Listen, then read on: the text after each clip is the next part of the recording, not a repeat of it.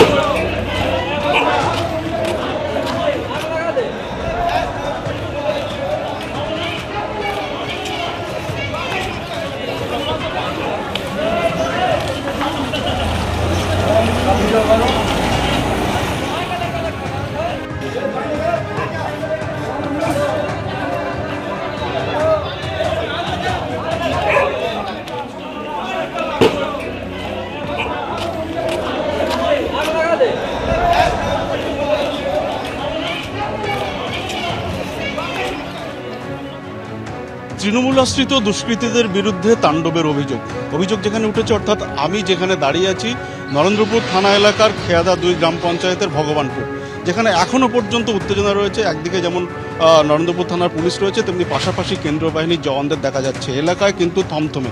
কিছুক্ষণ আগে যেমনটা ঘটনা, যে স্থানীয় বাসিন্দারা তারা যেমনটা বলছেন, এই এলাকায় এখানে একেবারে ভাঙচুর চলেছে। এলাকার বাড়িতে বাড়িতে গিয়ে 30 জনের এক দুষ্কৃতী দল যারা বাইকে করে আসেন এবং বিভিন্ন বাড়িতে গিয়ে ভাঙচুর চালায়, এবং এখনও সেই চিহ্ন কিন্তু স্পষ্ট। এবং বিভিন্ন মহিলাদের সঙ্গে তারা দুর্ব্যবহার করেন, এমনটাই অভিযোগ। এবং তারপর এলাকার মানুষ তারা প্রতিরোধ গড়ে তোলেন এবং সেই প্রতিরোধের মুখে তারা এখানে বাইক ফেলে রেখে পালান। এবং তারপর যেমনটা দেখতে পাচ্ছি যে স্থানীয় বাসিন্দারা তারা রয়েছেন, সঙ্গে সঙ্গে কেন্দ্রীয় বাহিনীর জওয়ানরা রয়েছেন। যেমনটা স্থানীয় বাসিন্দারা অভিযোগ করছেন যে এখানে তোলাবাজির ঘটনা ঘটতো এবং সেই ঘটনার প্রতিবাদ করা হয়, এবং সেই প্রতিবাদের পর এদিন যখন এলাকায় তেমন কেউ ছিলেন না, সেই সময়ে কিন্তু এলাকায় এসে এই তাণ্ডব চলে এবং প্রতিরোধের মুখে দুষ্কৃতীরা পালায়। এবং এখনো পর্যন্ত এই ঘটনার জেরে 2 জন তারা আহত হয়েছেন, তাদেরকে ইতিমধ্যে বাঙ্গুর হাসপাতালে নিয়ে যাওয়া হয়েছে এবং এখনো পর্যন্ত এলাকায় ব্যাপক পুলিশ মোতায়েন রয়েছে। ক্যামেরা রোজারিওর সঙ্গে সত্যজিৎ বৈদ্য, এবিপি আনন্দ, নরেন্দ্রপুর। যেমন আমাদের এটা পঞ্চায়েত, এই ঠিক 500 মিটার দূরেই ওটা কর্পোরেশন। তো কর্পোরেশনের দীর্ঘদিনের যে তৃণমূলের হারমাদ আছে, মানে এই যে দেখছেন এই ঘর বাড়িগুলো এখান থেকে তোলা তুলতো, ওকে গতকাল ডাকা হয়েছিল। ডাকা হয়েছে যতদূর যা হয়ে গেছে, যেটা করেছো ওটা শেষ করো। কারণ এরপরে আমার যে পার্টি, অর্থাৎ আমরা যে পার্টিটা করি ভারতীয় জনতা পার্টি, সেই পার্টির নির্দেশ আছে তোলা যাবে না।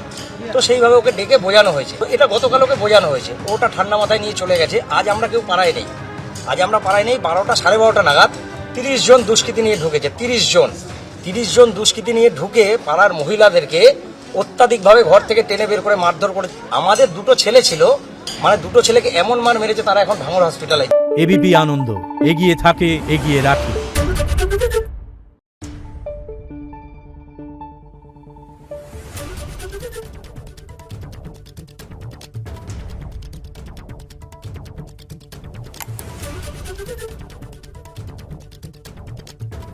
Thank you.